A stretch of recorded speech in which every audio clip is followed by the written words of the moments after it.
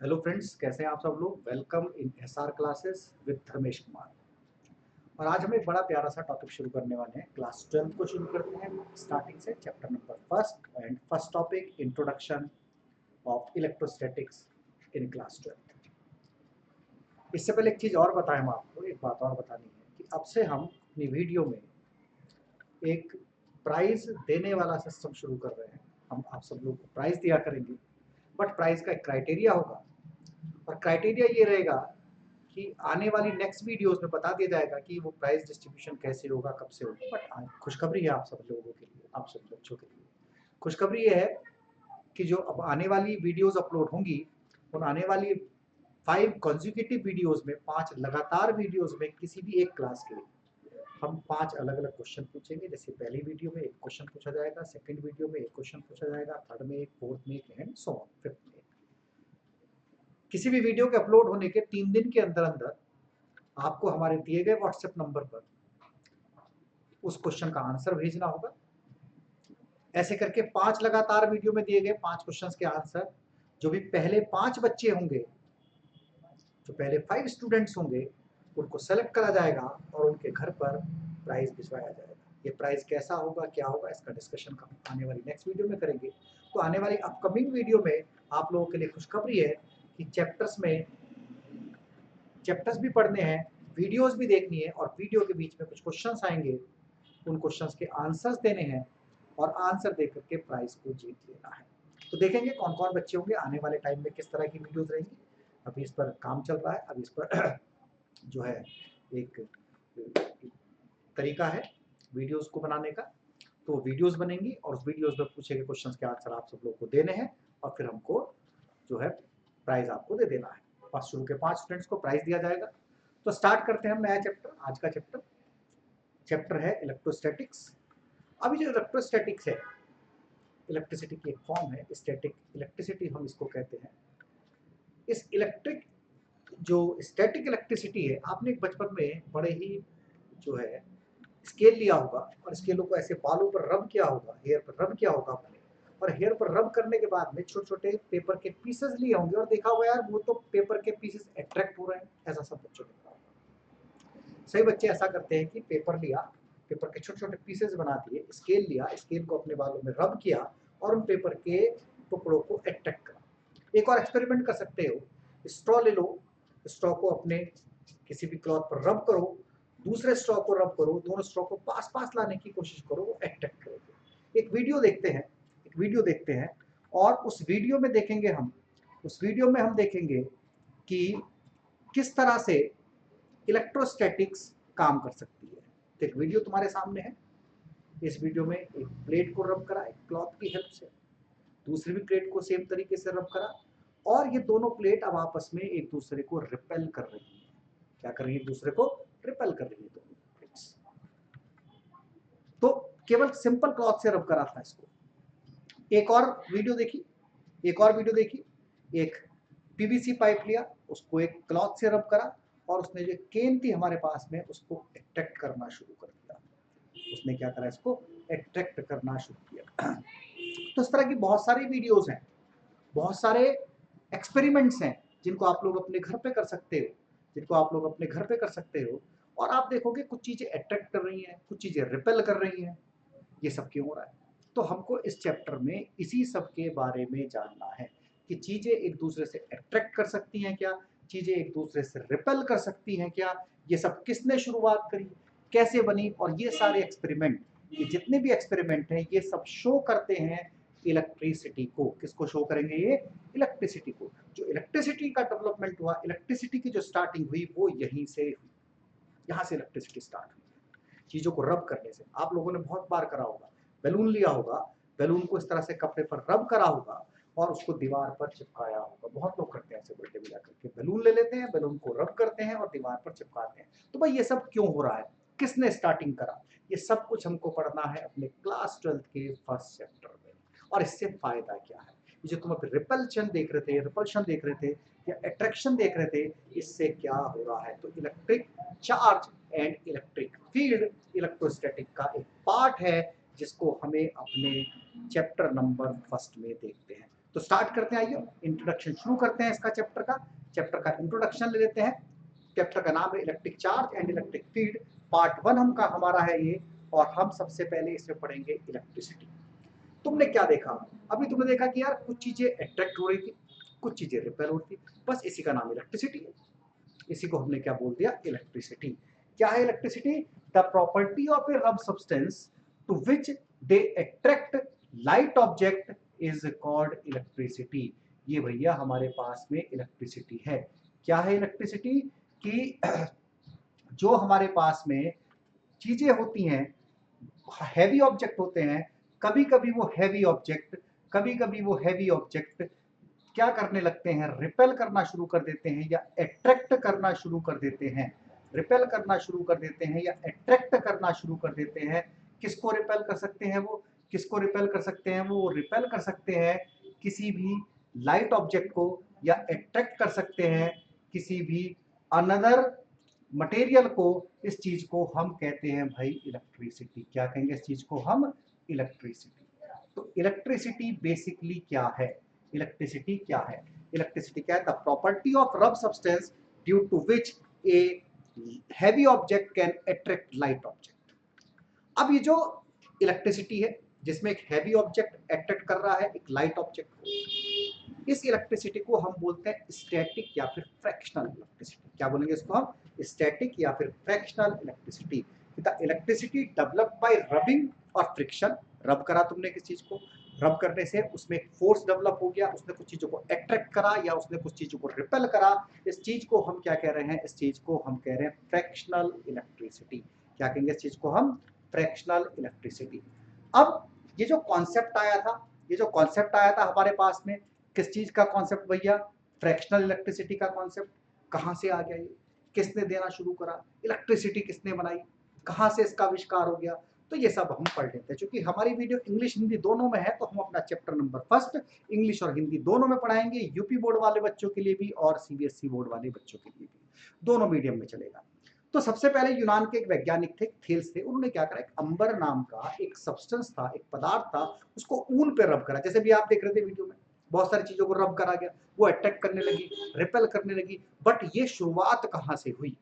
First time ये कहां से पता चला कि यार ऐसी चीजें रिपेल हो सकती हैं, ऐसी चीजें अट्रैक्ट हो सकती हैं। तुमने तो बचपन में करा कि स्केल को रब करा अपने बालों में, और स्केल को अपने बालों में रब करने से पेपर के छोटे छोटे पीसेस को अट्रैक्ट करा। बट ये शुरुआत किसने करी थी? फर्स्ट टाइम ये किसने करा था? तो फर्स्ट टाइम सबसे पहले अंबर नाम का एक सब्सटेंस लिया गया था, जिसको ऊन पर रब करा था। तुम कहोगे सर ये अंबर क्या है? तो अंबर के बारे में बताने वाले हैं। अंबर के बारे में बताएंगे, क्या चीज होता है, कैसा दिखता है, कहां से मिलता है, सब कुछ इसके बारे में देखेंगे। तो सबसे पहले यूनान के वैज्ञानिक थेल्स ने देखा था कि एम्बर को किसी कपड़े से रब करो, और उसको रब करने से वो छोटे छोटे सब्सटेंस को अट्रैक्ट करना शुरू करेगा। शुरुआत यहाँ से हुई इलेक्ट्रिसिटी। ये जो आज हमारे घर में पंखा चल रहा है, बिजली से जो इलेक्ट्रिसिटी तुमको दिखाई दे रही है, ये जो ट्यूबलाइट चल रही है, जो फ्रिज चल रहा है, जो वॉशिंग मशीन चल रही है, जो टीवी देख रहे हैं, जो हमारा कंप्यूटर चल रहा है, ये जो हम डाउनलोड कर रहे हैं, जो हम रिकॉर्डिंग कर रहे हैं, ये सब इलेक्ट्रिसिटी से पॉसिबल हुआ। बट ये इलेक्ट्रिसिटी सबसे पहले कहाँ बनी? सबसे पहले किसने बनाया? सबसे पहले क्या था? अंबर को रब करा गया था ऊन पर, और देखा गया कि भैया वो कुछ चीजों को अट्रैक्ट कर रहा, और ये गेम्स बन के रह गया। बस एक केवल जो है खेल बन के रह गया, बच्चे से अपने गांव में खेला करते थे। बहुत दिनों तक कुछ नहीं हुआ। 1600 ईसा पूर्व की बात है। थेल्स ऑफ मिलेटस नाम के व्यक्ति थे, जिन्होंने सबसे पहले ये शुरुआत करी थी, अंबर को रब करा था। किसने करा था? अभी हम थेल्स ऑफ मिलेटस देखेंगे कौन थे। फिर आए बेंजामिन फ्रैंकलिन, आविष्कार होता चला गया। इलेक्ट्रिसिटी के रिलेशनशिप दे रहे बेंजामिन फ्रैंकलिन आए, बहुत सारे इन्होंने आविष्कार करे, और इन्होंने बोला कि भैया ये जो रब करने से जो इलेक्ट्रिसिटी बन रही है और जो बादलों में इलेक्ट्रिसिटी है, इसके बीच में एक रिलेशनशिप होता है, दोनों सेम होती है। हमारे घर में जो इलेक्ट्रिसिटी आ रही है, बिजली के कड़कड़ाने से जो इलेक्ट्रिसिटी बन रही है, वो दोनों सेम है। बेंजामिन फ्रैंकलिन ने बहुत सारी चीजें बताई। एलेसेंड्रो वोल्टा, इन्होंने एक बैटरी बनाई थी सबसे पहले। इन्होंने क्या बनाया? एक बैटरी बनाई। उसके बाद माइकल फैराडे आए, इन्होंने बोला यार बैटरी से क्यों करंट बना रहे हो? बैटरी से क्यों करंट बना रहे हो? करंट तो हमारा मैग्नेट से भी बन सकता है। इन्होंने मैग्नेट से करंट बना दिया था। उसके बाद थॉमस एडिसन आए, उसने बोले जो करंट बना रहे हैं भैया इसका फायदा भी है।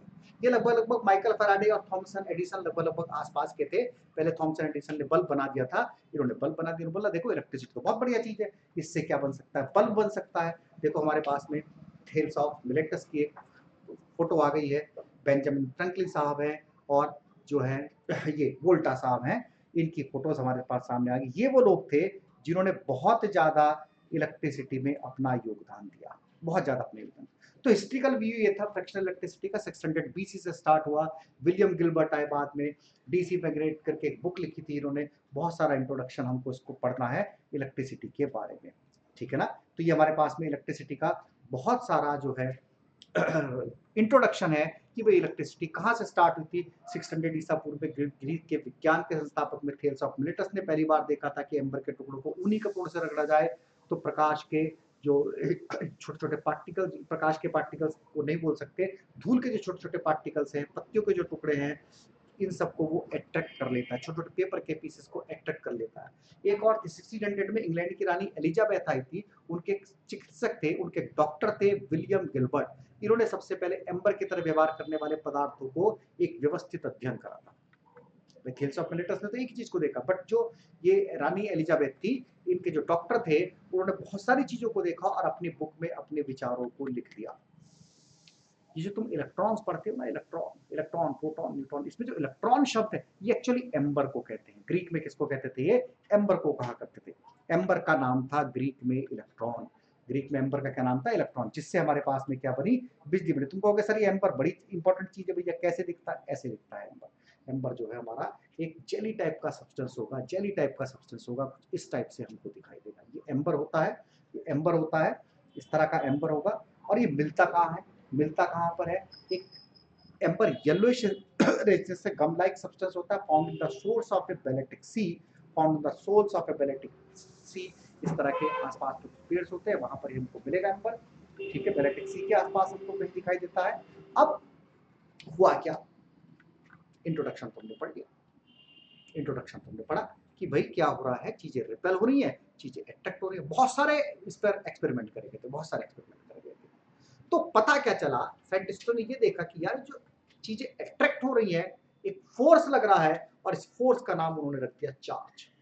क्या नाम रखा इसका? चार्ज। तो यहां से कॉन्सेप्ट चला जिसको हमने कहना शुरू करा इलेक्ट्रिक चार्ज, इलेक्ट्रिक फोर्स। अब इलेक्ट्रिक चार्ज क्या बना? उसने बोला जो एलिमेंट होते हैं, जो सब्सटेंस होते हैं, electric charge the intrinsic property of elementary particles of matter. जितने भी मैटर हैं उन सब मैटर के अंदर की इंट्रिंसिक पार्टिकल्स को, इंट्रिंसिक प्रॉपर्टी को हम क्या कहते हैं? चार्ज कहते हैं।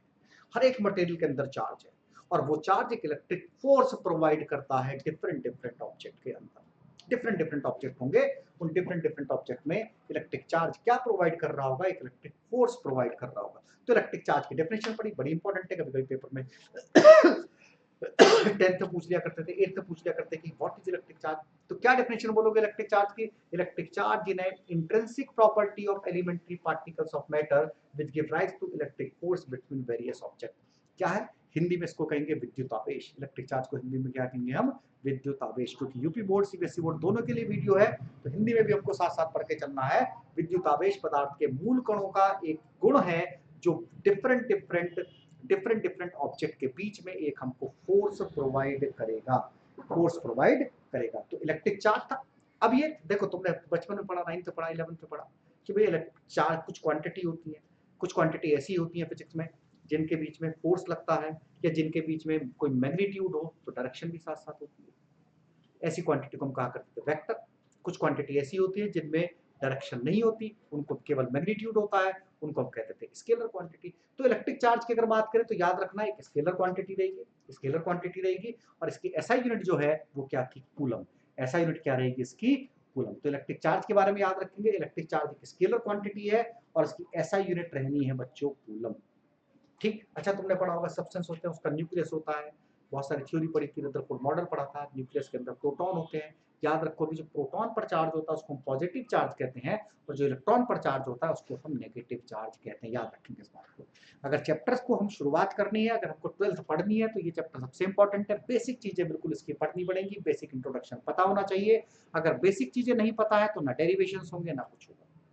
तो इलेक्ट्रिक चार्ज स्केलर क्वांटिटी रहेगी, एसआई यूनिट इसकी कूलम रहेगी। प्रोटॉन पर पॉजिटिव चार्ज होता है, इलेक्ट्रॉन पर नेगेटिव चार्ज होता है। विद्युत आवेश एक अदिश राशि है, एसआई मात्रक इसका कूलम है। प्रोटॉन पर धनात्मक आवेश और इलेक्ट्रॉन पर ऋणात्मक आवेश होता है। अभी जो चार्ज है हमारे पास बच्चों, ये जो चार्ज है ये दो तरह का रहेगा, दो प्रकार का चार्ज होगा। विद्युतावेश दो तरह का होगा, एक को हम कहेंगे धनात्मक, एक को हम कहेंगे ऋणात्मक। यानी कि to kinds of electric charge, दो तरह का इलेक्ट्रिक चार्ज होगा, पॉजिटिव एंड नेगेटिव।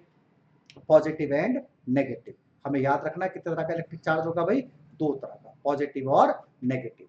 पॉजिटिव, अच्छा इसको एक नाम और हमको इसको दिया जाएगा, एक को हम कहेंगे इसको कांचीय और एक को हम कहेंगे राली आवेश। देखो कितनी बढ़िया चीज है, कांचीय और राली आवेश।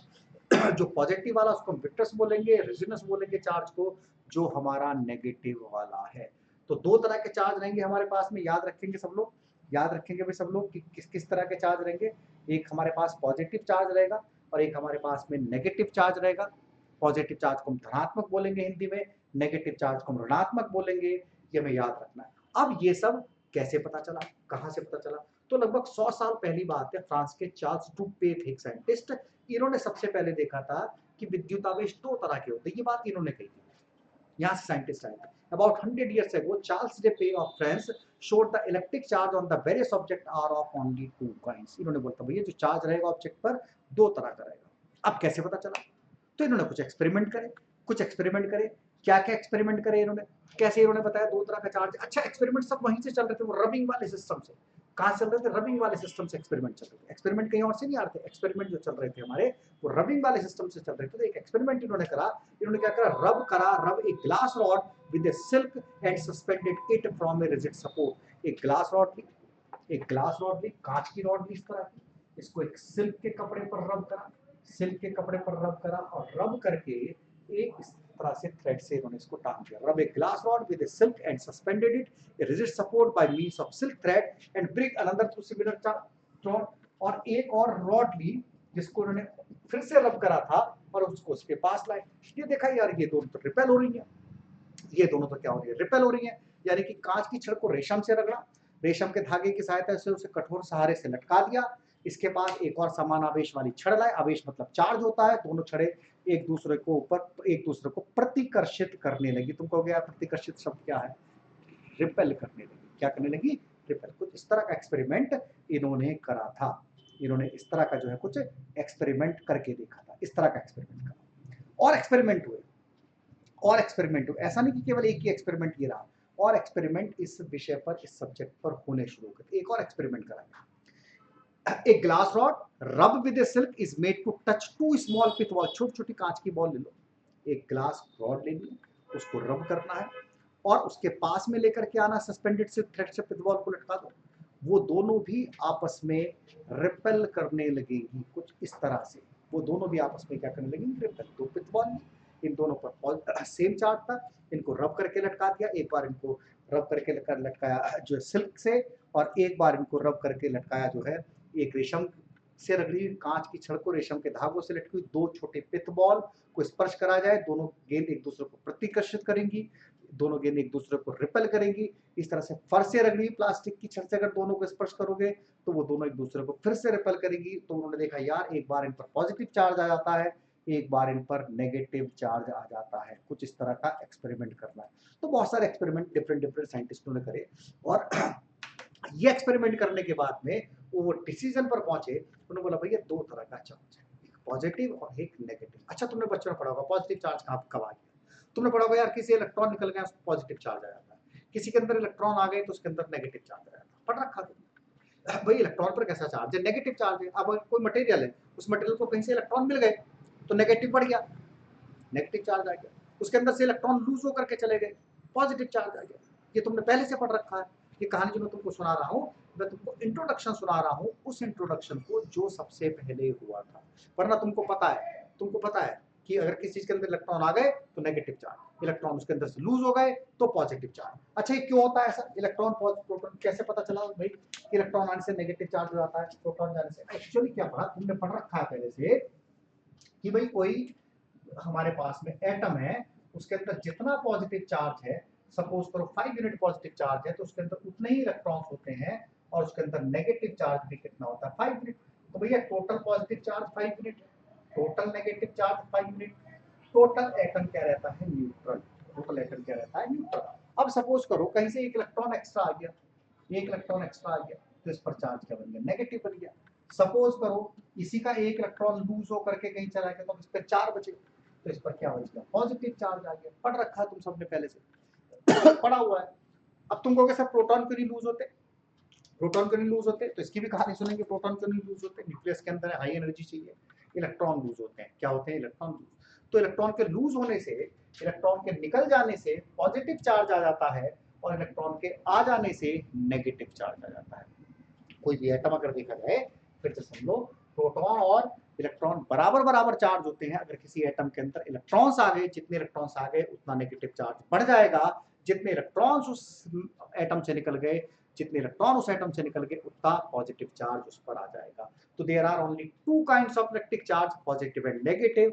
और एक बात और, चार्ज की प्रॉपर्टी है कि पॉजिटिव चार्ज वाली चीजें अगर पास में लाई जाती हैं तो वो रिपेल करती हैं, और अगर opposite charge, positive negative charge वाली चीजें आपस में लाई जाएं तो वो क्या करेंगी, अट्रैक्ट करेंगी। यानी कि सेम चार्ज हमेशा रिपेल करेंगे। वो जो चीजें रिपेल कर रही थी वो इसलिए कर रही थी क्योंकि उनके ऊपर पास सेम चार्ज था, और जो अपोजिट चार्ज वाली चीजें हैं वो क्या कर रही थी, अट्रैक्ट कर रही थी। तो इस तरह से कांच और राल जैसे जो सब्सटेंस थे, जब इनको आपस में रब करा गया तो इनमें से कुछ चीजों को ने रिपेल करा। जिन्होंने रिपेल करा उन पर सेम चार्ज था, और जिन्होंने रिपेल नहीं करा, जिन्होंने अट्रैक्ट करा, उनके ऊपर अपोजिट चार्ज था। कैसा चार्ज था उनके ऊपर, अपोजिट चार्ज था। चार्ज ऐसा आता कैसे है, इलेक्ट्रॉनों के लूज करने से या इलेक्ट्रॉनों के गेन करने से। बेंजामिन फ्रैंकलिन, इनकी बात करते हैं। अमेरिकन साइंटिस्ट थे, इलेक्ट्रोस्टैटिक्स पर उन्होंने बहुत सारा काम करा था, और इन्होंने ही जो हमने चार्ज रखा था विक्ट्रस या रेजोनेंस, इन्होंने ही सबसे पहले इसको पॉजिटिव और नेगेटिव चार्ज का नाम दिया था।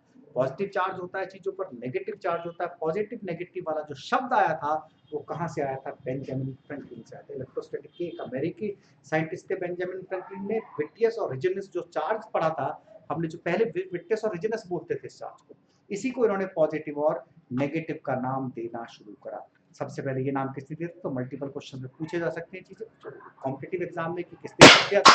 तो ये शब्द जो सबसे पहले दिया था बेंजामिन फ्रैंकलिन ने दिया था। इसके बाद में आगे की स्टोरी पर आते हैं। अभी केवल इंट्रोडक्शन चल रहा है चैप्टर का, अभी बोर्ड के एग्जाम से के अकॉर्डिंग हम कुछ नहीं पढ़ रहे हैं। बोर्ड में डेरिवेशंस आते हैं, न्यूमेरिकल्स आते हैं जो हमको करने पड़ेंगे। फिलहाल चैप्टर का इंट्रोडक्शन है। तो ये एक थ्योरी बन करके आई। उस जमाने की बात करें जब इलेक्ट्रिक बल्ब नहीं था, जब पंखे नहीं चलते थे, जब मोबाइल फोन नहीं हुआ करते, तब की बात चल रही है। ये उस समय की थ्योरी, जब इलेक्ट्रिसिटी का आविष्कार नहीं हुआ था, उससे पहले की थ्योरी हम पढ़ रहे हैं। इलेक्ट्रिसिटी के आविष्कार से पहले की थ्योरी। तो थ्योरी ऑफ फ्रैक्शनल इलेक्ट्रिसिटी बन करके आई।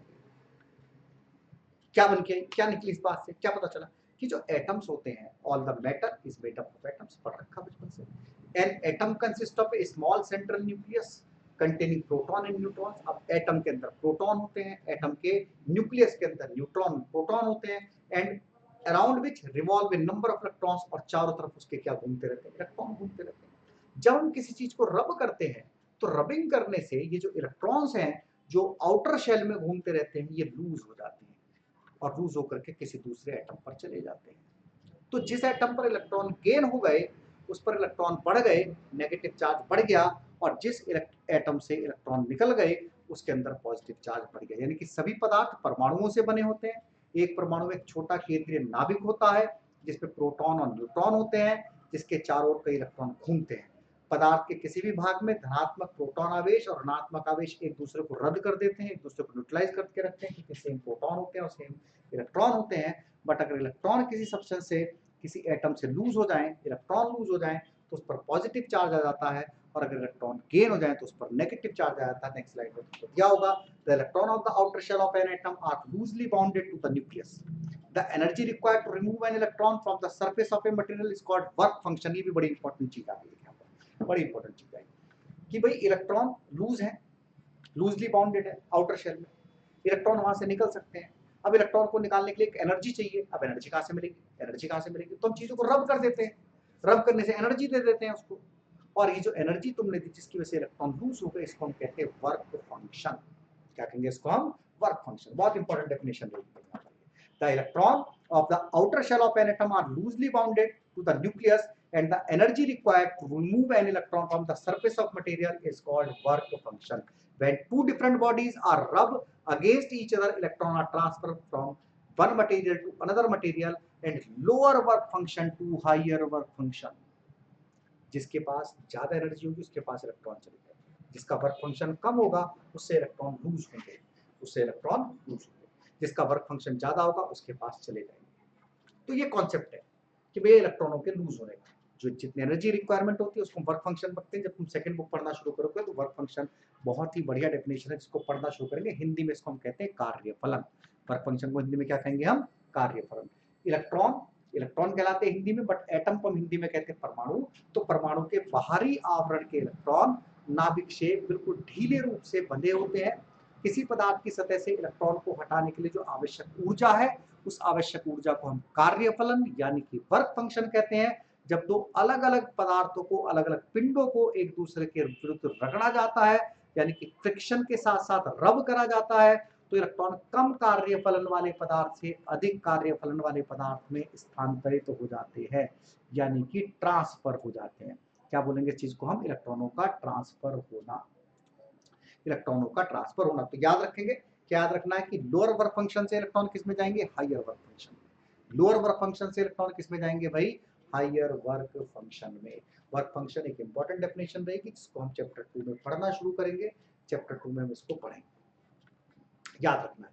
तो क्या केस चल रहा था, क्या चल रहा था हमारे पास में, क्या तरीका चल रहा था कि हमारे पास में जो एटम है, फिर से सुन लेंगे हम, हमारे पास में जो एटम है उसके अंदर जो न्यूक्लियस है, न्यूक्लियस के अंदर प्रोटॉन होते हैं, प्रोटॉन के अंदर पॉजिटिव चार्ज होता है, उसके चारों तरफ इलेक्ट्रॉन घूमते रहते हैं, रबिंग करने से हम एक एनर्जी देते हैं जिसकी वजह से इलेक्ट्रॉन लूज हो जाते हैं। जो जिसके वर्क फंक्शन कम होता है उससे जल्दी इलेक्ट्रॉन लूज होंगे और दूसरे में चले जाएंगे। वो जो हमने पीछे एक्सपेरिमेंट करे थे, जैसे क्या क्या एक्सपेरिमेंट करते हैं। For example, when A glass rod is रब विद ए सिल्क क्लॉथ, जब तुमने ग्लास रॉड को रब करा सिल्क क्लॉथ पर, some electron are transfer from glass rod to silk, तो ग्लास से कुछ इलेक्ट्रॉन सिल्क में चले गए क्योंकि ग्लास का वर्क फंक्शन कम होता है as comparison to silk. The glass rod develop a positive charge due to deficiency of electron. अब ग्लास रॉड से इलेक्ट्रॉन निकल गए थे तो उस पर पॉजिटिव चार्ज आ गया, while the silk cloth develop an equal negative charge, और सिल्क के क्लॉथ पर उतना ही नेगेटिव चार्ज आ जाता है, जिससे जितने इलेक्ट्रॉन निकलेंगे उसके अंदर उतना ही पॉजिटिव चार्ज, जहां पर वो जाएंगे उतना ही नेगेटिव चार्ज, उतना ही क्या जाएगा हमारे पास में? Negative charge. यानी कि इलेक्ट्रॉन चेंज कैसे हो रहे हैं, इलेक्ट्रॉन एक सब्सटेंस से दूसरे सब्सटेंस में जा क्यों रहे हैं, बात ही आ रही है। इलेक्ट्रिसिटी यहीं से बनी है, इलेक्ट्रिसिटी यहीं से बनी है। अभी हम देखेंगे लाइट कैसे चल रही है, पंखा कैसे चल रहा है, ये सब हमको पढ़ना है, बट हम पढ़ रहे हैं इलेक्ट्रिसिटी का इंट्रोडक्शन। तो द कॉज ऑफ चार्जिंग, जो चीजें चार्ज हो रही हैं, पॉजिटिव चार्ज आ जा रहा है, जो नेगेटिव चार्ज आ रहा है, वो है क्या, असल में हो क्यों रहा है? हो इसलिए रहा है रबिंग करने की वजह से, घर्षण करने की वजह से। यानी कि the cause of charging is the actual transfer of electron. याद रखना, इलेक्ट्रॉनों की वजह से होगा from one material to another during rubbing. Proton are not transfer, ये भी हम याद रखेंगे कि भैया प्रोटॉन ट्रांसफर नहीं होंगे। क्या ट्रांसफर नहीं होंगे? प्रोटॉन। क्यों? क्योंकि वो न्यूक्लियस के अंदर है। प्रोटॉन कहां पर है? न्यूक्लियस के अंदर। अगर उनको ट्रांसफर करना तो बहुत हाई एनर्जी जो हमारे पास नहीं है, रबिंग से नहीं मिलती हमको। तो रबिंग से क्या ट्रांसफर हो सकते हैं? इलेक्ट्रॉन। और जितनी एनर्जी तुम देते हो, the material with lower work function, important चीज रहेगी याद रखनी है, the material with lower work function loose electron and become positively charge. जिन मटेरियल का वर्क फंक्शन कम होता है वो इलेक्ट्रॉन को लूज करेंगे। याद रखना है मल्टीपल, याद रखना है मल्टीपल का क्वेश्चन है, ठीक है ना, कि जिनका वर्क फंक्शन कम है वो इलेक्ट्रॉन को लूज करते हैं, जिनका वर्क फंक्शन कम है वो इलेक्ट्रॉनों को क्या करते हैं? लूज करते हैं। तो एज एन इलेक्ट्रॉन है फाइनाइट मास, एक चीज और बड़ी इंपॉर्टेंट आने वाली है, बड़ी इंपॉर्टेंट आने वाली है, क्योंकि इलेक्ट्रॉन का मास है कुछ ना कुछ। अब तुमने चीजों को रब करा, चीजों को रब करा, जब तुमने चीजों को रब करा तो इसका मतलब ये है कि वहां से इलेक्ट्रॉन निकल गए। एक कॉन्सेप्ट समझते हैं, एक कॉन्सेप्ट समझते हैं। सपोज करो ये एक मटेरियल है, ये एक मटेरियल है, इसके अंदर ये इलेक्ट्रॉन्स है, ये इलेक्ट्रॉन है, ये दूसरा मटेरियल, दूसरा एटम है, इसके अंदर भी कुछ इलेक्ट्रॉन है, इसके अंदर भी कुछ इलेक्ट्रॉन रिवॉल्व कर रहे हो बेटा। सपोज करो एक इलेक्ट्रॉन यहाँ से यहाँ पहुंच गया, एक इलेक्ट्रॉन यहाँ से यहाँ पहुंच गया, तो इसके अंदर तो ये इलेक्ट्रॉन बढ़ गया, इसका मास भी बढ़ जाएगा और इसका मास कम हो जाएगा, इसका मास बढ़ जाएगा। बट प्रैक्टिकली क्या होता है, इलेक्ट्रॉन का मास बहुत नेग्लिजिबल है, नेग्लिजिबल है, जो उनको दिखाई नहीं देता। बट एक्चुअली इलेक्ट्रॉन के ट्रांसफर होने से मास पर भी फर्क पड़ेगा। याद रखोगे, an electron has a finite mass, therefore there always occur some changes in mass during charging. The mass of positively charged body slightly decrease to the lose of some electrons and the mass of negatively charged body slightly increase to gain the some electron. चूंकि electron का द्रव्यमान सीमित होता है इसलिए charging के दौरान द्रव्यमान में हमेशा कुछ ना कुछ परिवर्तन होगा। जो इलेक्ट्रॉन लूज करेगा उसका द्रव्यमान, द्रव्यमान मतलब मास, द्रव्यमान मतलब मास, ये हमें याद रखना है। नेक्स्ट अगर हम देखें, अब हम क्या देख रहे हैं, हम क्या देख रहे हैं कि भाई रबिंग करने से क्या है, इलेक्ट्रॉन ट्रांसफर हो रहा है। इलेक्ट्रॉन ट्रांसफर हो रहा है तो जहां से इलेक्ट्रॉन निकले उस पर पॉजिटिव चार्ज आ गया, जहां पर इलेक्ट्रॉन गए उस पर नेगेटिव चार्ज आया। अब सपोज करो यहां पर एक इलेक्ट्रॉन आ गया रबिंग करने से, यहां पर एक इलेक्ट्रॉन आ गया, किससे आया इलेक्ट्रॉन, ये रबिंग करने से। जब ये इलेक्ट्रॉन रबिंग करने से यहां पर आ गया, अगर ये इलेक्ट्रॉन अपने आप चल करके यहां से यहां पहुंच जाए, इसकी सरफेस पर पहुंच जाए, सरफेस पर पहुंच जाए, यानी कि एक ऐसा मटेरियल जिसमें चार्ज इलेक्ट्रॉन चलने लगे अपने आप, उसको तो हम कहते हैं कंडक्टर, जिसमें चार्ज अपने आप चलने लगे। The substance through which electric charge can flow easily are called conductor. They contain a large number of electrons, इनके अंदर खुद अपने भी फ्री इलेक्ट्रॉन्स होते हैं, which make them good conductor of electricity and metal, human body, animal bodies, ये सब के सब चीजें क्या हैं, कंडक्टर हैं। तो कंडक्टर हम किसको कह रहे हैं, हिंदी में कंडक्टर को हम चालक कहेंगे, हिंदी में कंडक्टर को हम चालक कहेंगे। वे पदार्थ जिनसे होकर विद्युत आवेश आसानी से प्रभावित हो सकते हैं चालक कहलाते हैं। इनमें बड़ी संख्या में मुक्त इलेक्ट्रॉन होते हैं जो विद्युत के अच्छे चालक इनको बनाते हैं। Human body is a good conductor, याद रखेंगे ह्यूमन बॉडी क्या है भाई, एक गुड कंडक्टर है, याद रखना है।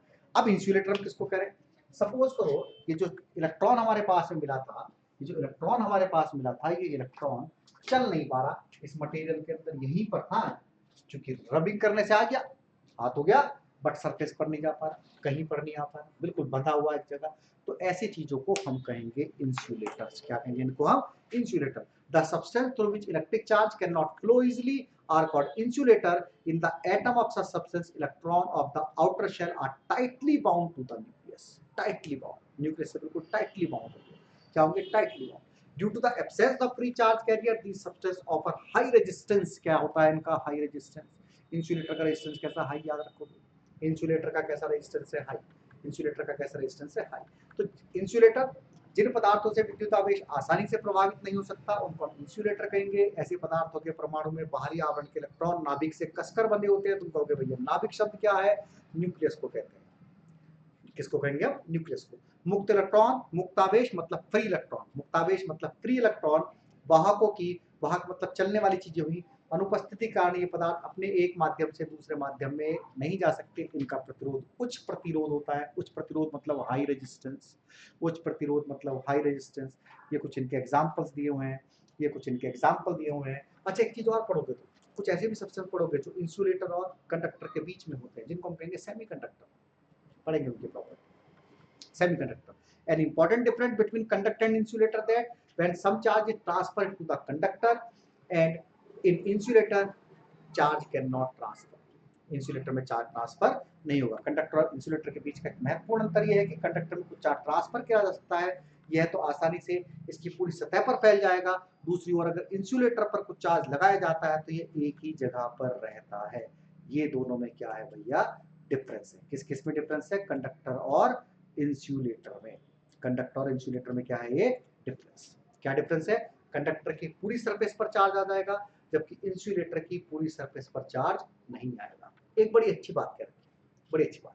मान लो तुमने एक मेटल रॉड, मेटल की रॉड, अब तुमने क्या करा, इस मेटल की रॉड को अपनी हाथ में पकड़ा और रब करने लगे भैया, रब करने लगे, रॉड मेटल की रब कर रहे हैं, फिर इसको टच कर करके देख रहे हो, घर पे एक्सपेरिमेंट कर रहे हो कि यार किस चीज को अट्रैक्ट कर रहा है कि नहीं कर रहा, कभी नहीं करेगा।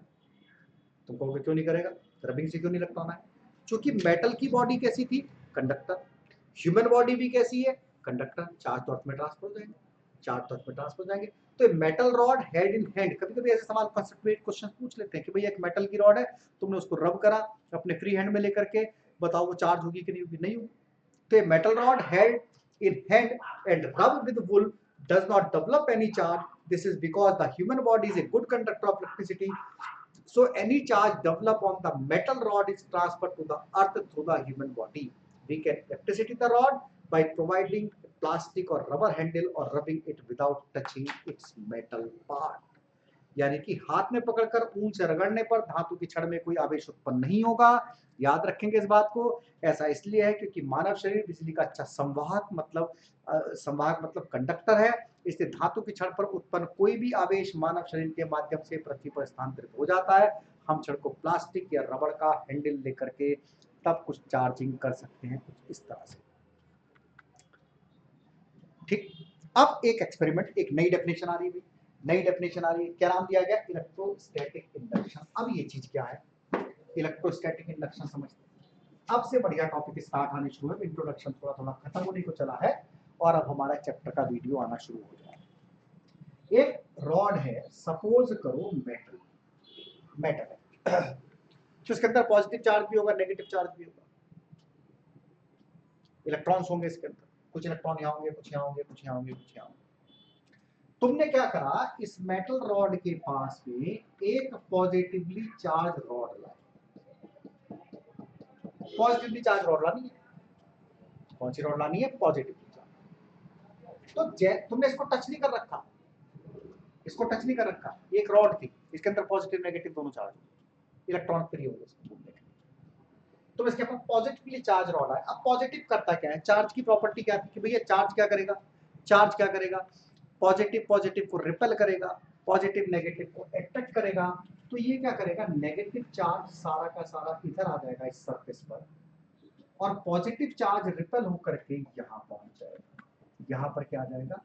पॉजिटिव चार्ज आ जाएगा। यहाँ पर क्या आ जाएगा? Positive charge. तो तुमने क्या करा, इस मेटल रॉड का एक किनारा नेगेटिव बना दिया और इसका एक किनारा क्या कर दिया? पॉजिटिव बना दिया, पॉजिटिव बना दिया। अब अगर तुम एक काम करो, इसको अर्थ से कनेक्ट कर दो, तो ये पॉजिटिव चार्ज तो यहां चला गया, पॉजिटिव तो यहां चला गया। अब तुम क्या करो, इसको हटा दो और इस रॉड को भी हटा दो, तो इसके अंदर खाली क्या बचा? Negative charge. क्या बचा? खाली नेगेटिव चार्ज। और जो प्रोसेस है, इस प्रोसेस को हम कहेंगे इलेक्ट्रोस्टैटिक इंडक्शन। क्या कहेंगे हम? Electrostatic induction. हिंदी में हम इसको कहते हैं इलेक्ट्रोस्टैटिक प्रेरण। डेफिनेशन क्या है इलेक्ट्रोस्टैटिक इंडक्शन? इंग्लिश में नाम है, इलेक्ट्रोस्टैटिक प्रेरण हिंदी में नाम है। करना क्या है? एक रॉड है, अगर हम इस रॉड को किसी दूसरी पॉजिटिवली या नेगेटिव रॉड से चार्जिंग कर दें, चार्ज बना दें इस पर, एक किनारे पर पॉजिटिव या एक किनारे पर नेगेटिव या समथिंग कुछ और, इस प्रोसेस को हम कहते हैं इलेक्ट्रोस्टैटिक इंडक्शन। यानी कि डेफिनेशन याद रखनी, अब से इंपॉर्टेंट डेफिनेशन शुरू हो जा रही है। Electrostatic induction is the phenomenon of temporary electrification. तुमने इलेक्ट्रिफिकेशन कर दिया, एक तरफ तुमने पॉजिटिव कर दिया था, एक तरफ तुमने नेगेटिव कर दिया था, तुमने चार्ज को चेंज कर दिया था। तो electrostatic induction is the phenomenon of temporary electrification of a conductor in which opposite charge, opposite की स्पेलिंग थोड़ा ठीक करोगे, in which opposite charge appear its closer end and the similar charge appear its further end in the presence of a nearby charge body। यानी कि electrostatic प्रेरण एक conductor के अस्थायी विद्युतीकरण की घटना है, जिसके पास के आवेशित शरीर की उपस्थिति में किसी करीबी छोर पर समान आवेश दिखाई देता है और दूसरे छोर पर, करीबी छोर पर समान नहीं, अपोजिट चार्ज आएगा, असमान चार्ज आना चाहिए, असमान आएगा, ये गलती है, इसको ठीक कर दिया जाएगा। जबकि इसके दूसरे छोर पर समान आवेश आ जाएगा। समान आवेश मतलब सिमिलर चार्ज रिपेल हो जाएगा, रिपेल हो जाएगा। फिर से समझ लो, डेफिनेशन ऐसे करके नहीं समझ आ रही है तो फिर से समझ लो, एक बार फिर से देखो। एक हमारे पास है मेटल रॉड है, इसके अंदर पॉजिटिव नेगेटिव दोनों चार्ज है। हमने क्या करा, एक पॉजिटिवली चार्ज रॉड लाए तो नेगेटिव इधर आ गया और पॉजिटिव रिपेल होकर के इधर पहुंच गया। इस प्रोसेस को कहते हैं इलेक्ट्रोस्टैटिक इंडक्शन। ऐसा भी कर सकते थे तुम, ऐसा भी कर सकते थे कि एक मेटल की रॉड है, एक मेटल की रॉड है, इसके पास सपोज करो पॉजिटिव चार्ज, नेगेटिव लाए, इस बार कौन सा चार्ज लाए? नेगेटिव। तो नेगेटिव नेगेटिव रिपेल होकर के यहाँ पहुंच गया, यहाँ पर क्या बचा रह गया। तो जो प्रोसेस है, इस प्रोसेस को हम कहते हैं, इस प्रोसेस को हम कहते हैं इलेक्ट्रोस्टैटिक इंडक्शन। क्या कहेंगे भैया? इसको इलेक्ट्रोस्टैटिक इंडक्शन। इसको हम क्या कहेंगे? Electrostatic induction. इस तरह से अलग अलग चीजें हैं। मान लो तुम्हें किसी चीज को चार्ज करना है तो इस तरह से हम चार्ज कर सकते हैं, इस तरह से हम चार्ज कर सकते हैं। कहोगे क्या चीजें? एनसीईआरटी में दिया हुआ है। सपोज करो दो स्फीयर है, एक को तुम्हें पॉजिटिव चार्ज करना है और एक को तुम्हें नेगेटिव चार्ज करना ये दो स्फीयर दे रखे हैं, ये दो स्फीयर दे रखे हमको, इसके अंदर पॉजिटिव नेगेटिव दोनों चार्ज होंगे। अब तुम चाहते हो कि जो स्फीयर है, इन स्फीयर को हम एक को पॉजिटिवली चार्ज बना दें और एक को नेगेटिवली चार्ज बना दें। तो कैसे बनाया जा सकता है भैया पॉजिटिवली चार्ज और नेगेटिवली चार्ज? कैसे बनाया जा सकता है? हमने क्या करा, दो स्फीयर लिए हमने, और इन दोनों स्फीयर को, एक को हमको पॉजिटिवली चार्ज बना देना है और एक को हमको क्या बना देना है, नेगेटिवली चार्ज बना देना है। तो कैसे हम इन स्फीयर को पॉजिटिवली और नेगेटिवली चार्ज बना सकते हैं, ये अभी हम देखने वाले हैं। ये दो स्फीयर लिए, ये दो स्फीयर है, इनको हमको क्या करना है, पॉजिटिवली चार्ज बना दो या इनको क्या बना दो, नेगेटिवली चार्ज बना दो। तो करना क्या है, सबसे पहला काम इन दोनों स्फीयर को पास पास टच कर दिया। इन दोनों स्फीयर को कहाँ रखो, बिल्कुल पास पास टच कर दिया। हमारे पास दो स्फीयर दे दिए, पेपर में सवाल आ भैया दो स्फीयर है और इन दोनों स्फीयर को तुमको या तो पॉजिटिवली चार्ज करना है या इनको नेगेटिवली चार्ज करना है।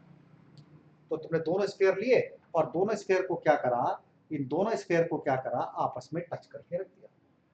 अब एक रॉड लेकर के आए, इसके पास में जो पॉजिटिवली चार्ज, तो होगा क्या बताओ, क्या होना चाहिए, ये रॉड इस स्फीयर के, दोनों स्फीयर के नेगेटिव चार्ज को अट्रैक्ट करेगी। चूंकि कंडक्टर है तो चार्ज सरफेस से बाहर है, पॉजिटिव को रिपेल करेगी, चूंकि कंडक्टर है तो पॉजिटिव यहां पहुंच जाएगा, आराम से बात हो जाएगी। इसको इससे टच नहीं करना है। दो रॉड थी, हम चाहते दोनों रॉड को चार्जिंग कर दें, एक पर पॉजिटिव चार्ज लिया, एक पर नेगेटिव चार्ज लिया। तो पहले हमने क्या करा, दोनों रॉड को आपस में, दोनों स्फीयर को, दो स्फीयर है, इनको एक को पॉजिटिवली बनाना, एक को नेगेटिव बनाना, दोनों स्फीयर को पास पास लाके टच कर दिया। इनके पास में पॉजिटिवली चार्ज या नेगेटिवली चार्ज जो भी अवेलेबल हो वो लेकर के आए। तो पॉजिटिव ने क्या करा होगा, नेगेटिव को अट्रैक्ट करा, पॉजिटिव को रिपेल कर दिया। अब क्या करना है, इन रॉड को हटा करके अलग कर देना। रॉड नहीं, जो स्फेरिकल बॉडी थी इसको हटा करके अलग कर देना। उठाया और उठा करके इधर दूर रख दिया। अब भी पॉजिटिव, थोड़ा बहुत इधर आ जाएगा। अब इस रॉड को भी हटा देना, इसको भी दूर रख देना। अब इसके अंदर तो आ जाएगा नेगेटिव, इसके अंदर क्या आ जाएगा, पॉजिटिव। इसके अंदर क्या आ जाएगा, पॉजिटिव। तो दो अलग अलग स्फीयर हो गए, दो अलग अलग स्फीयर हो गए, और इन दोनों अलग अलग स्फीयर को हमने एक को पॉजिटिवली चार्ज बना दिया और हमने क्या कर दिया, एक को नेगेटिवली चार्ज बना दिया। एक को पॉजिटिवली चार्ज बना दिया और एक को हमने क्या कर दिया बच्चों, नेगेटिवली चार्ज बना दिया। इस तरह से चार्जिंग ऑफ टू स्फीयर्स करा जा सकता है। इस प्रोसेस को कहेंगे हम इंडक्शन, हिंदी में उसको कहते हैं प्रेरण, हिंदी में उसको कहेंगे प्रेरण। कोई बॉडी चार्ज है नहीं है, इसको पता करने के लिए एक इलेक्ट्रोस्कोप आता है, इसको हम कहते हैं गोल्ड लीफ इलेक्ट्रोस्कोप। अब तुम कहोगे साहब ये गोल्ड लीफ इलेक्ट्रोस्कोप क्या है, तो गोल्ड लीफ इलेक्ट्रोस्कोप देख लेते हैं क्या चीज होती है गोल्ड लीफ इलेक्ट्रोस्कोप, इसको भी देख लेते हैं हम क्या चीज होगी गोल्ड लीफ इलेक्ट्रोस्कोप। देख लेते हैं एक बार क्या है गोल्ड लीफ इलेक्ट्रोस्कोप। एक कांच की बोतल टाइप होगी, एक कांच की बोतल होगी। गोल्ड लीफ इलेक्ट्रोस्कोप में क्या होगा, इस तरह की एक कांच की बोतल होगी, वैक्यूम होता है, वैक्यूम का बॉक्स होगा।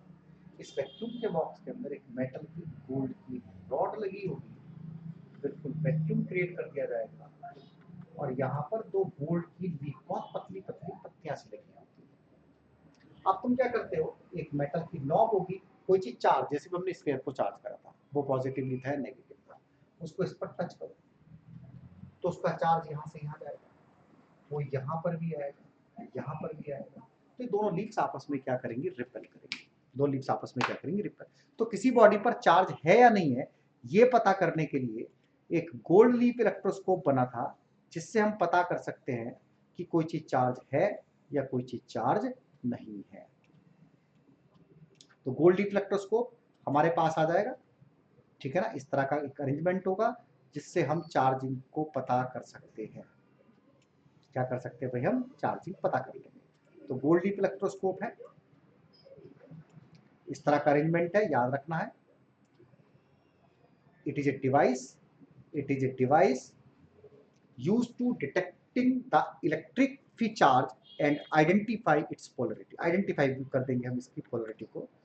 तो अब बड़ी इंपॉर्टेंट चीजें शुरू हो गई, क्लास 12 का सिलेबस समझो स्टार्ट हो गया, अभी तक इंट्रोडक्शन चल रहा था, इंट्रोडक्शन के बाद नई चीज आई है, बड़ी इंपॉर्टेंट प्रॉपर्टी है basic property of electric charge. याद रखना इलेक्ट्रिक चार्ज की बेसिक प्रॉपर्टी क्या याद कर रखना हमको, basic property of electric charge, भैया याद रखना बहुत इंपॉर्टेंट चीज है basic property of electric charge. क्या याद रखना है, तीन तरह की हमारे पास में बेसिक प्रॉपर्टी होगी इलेक्ट्रिक चार्ज की, तीन तरह की। एक को हम कहेंगे एडिटिविटी ऑफ चार्ज, एक को हम क्या कहेंगे एडिटिविटी ऑफ चार्ज, एक प्रॉपर्टी हमारे पास क्या रहेगी additivity of charge, additivity of charge, एक प्रॉपर्टी हमारे पास क्या रहेगी एडिटिविटी ऑफ चार्ज। याद रखना है प्रॉपर्टी को additivity of charge, additivity of charge, ये प्रॉपर्टी को याद रखना है। अब ये एडिटिविटी ऑफ चार्ज क्या है देख लेते हैं। एक प्रॉपर्टी एडिटिविटी ऑफ चार्ज है, दूसरी प्रॉपर्टी क्वांटाइजेशन ऑफ चार्ज है, और तीसरी प्रॉपर्टी की अगर आप बात करें, तीसरी प्रॉपर्टी है कंजर्वेशन ऑफ चार्ज। तो इलेक्ट्रिक चार्ज की तीन तरह की प्रॉपर्टी याद रखोगे भैया, तीन प्रॉपर्टी याद रखोगे इलेक्ट्रिक चार्ज की।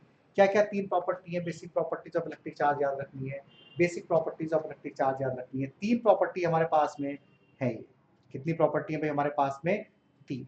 कितनी प्रॉपर्टी है, तीन basic properties of electric charge, कितनी है, तीन। कौन कौन सी है, एडिटिविटी, क्वांटाइजेशन, कंजर्वेशन।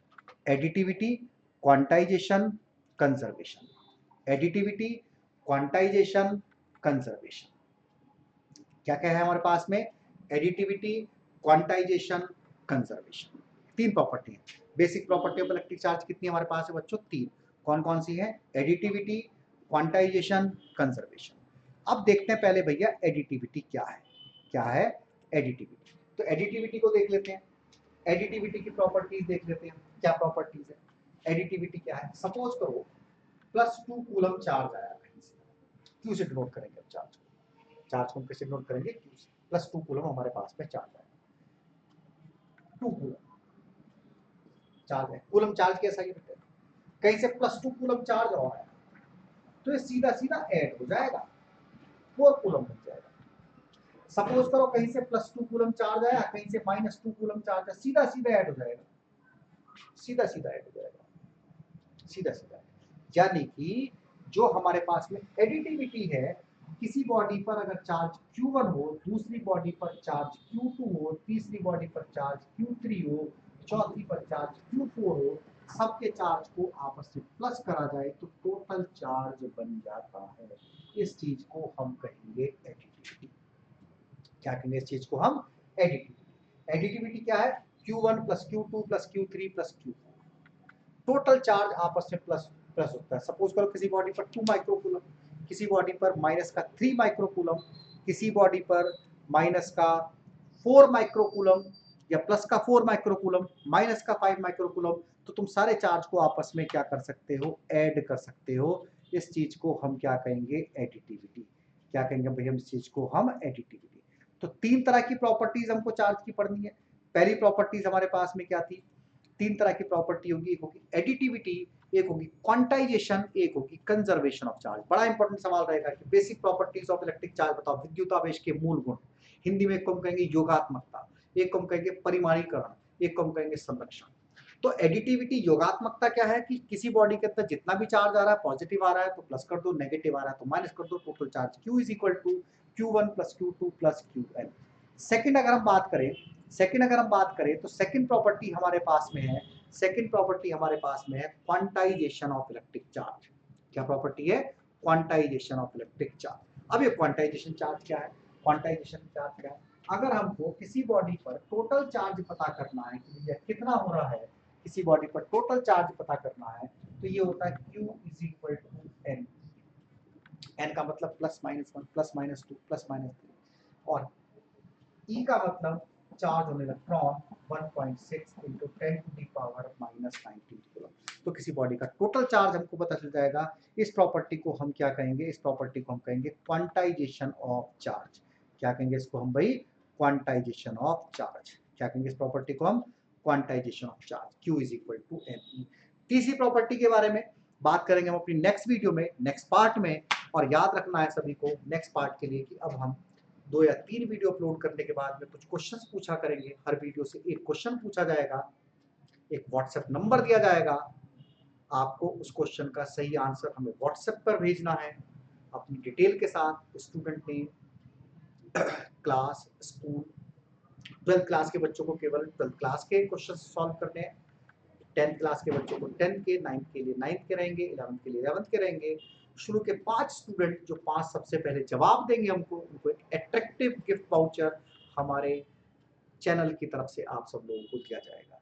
तो ये वीडियो आपको कैसी लगी, लाइक का बटन दबाना है, कमेंट में बताना है हमको, और नई नई वीडियो के लिए हमारे चैनल को सब्सक्राइब कर देना है। Thank you and have a nice day.